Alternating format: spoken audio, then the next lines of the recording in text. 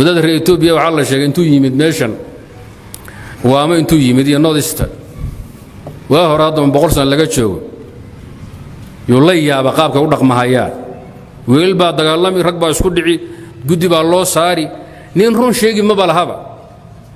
waa dhici jirta tani ahaantii saas weeye in la soo dulqaato waa fiicanta waa wada dhashateen waa iga dhanyaa buu leeyahay iga dhanyaa maxay tahay war raggan wax kala dheh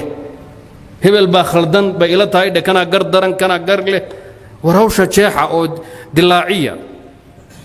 roonay ku dambeyn baa laga bixi roonaha dawaaquma markuu ku wareeray 15 sano joogay godayba ku noqdaa la yiri 15 sano waama joogay salaadu tukado dhan buu soo qaday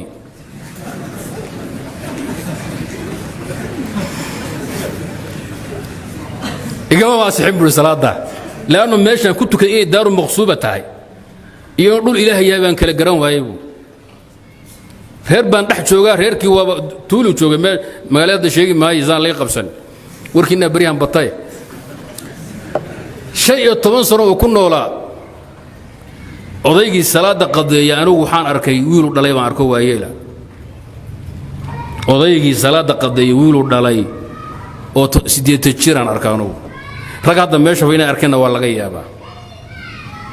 15 sano uu joogay meesha ayada markuu labsaday soo qaday wuxuu ka shakiyay faqiih buu ahaa xakaan leeyahay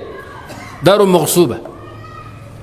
dhul la kala taabsaday la kala boob ila uu arkaa wiilashii baa marxa loo kala qaaday ilaa la kala xukumi ilaahay ma dhul baa la kala goyn iyo beeriyo soo isku riix adduunkan wuxuu ku dhisan yahay in cadaalad buu ku dhisan yahay ta'dulu bayna ithnayni sadaqa waa waajib sadaqa waa waajib ma aha sunno عدله واجب في كل الأحوال وعلى جميع الناس عدل صنع مجرو لا يوجد عدل صنع اسكو هذا إحسان كصنع واجب كلا نقضه أما عدله واجب في كل الأزمنة والأحوال وجميع الناس وعلي وعليك وعلى غيرنا عدل صنع ما نقضه اسكو هذا عدل هدي الله وايو الدنيا الرقمانية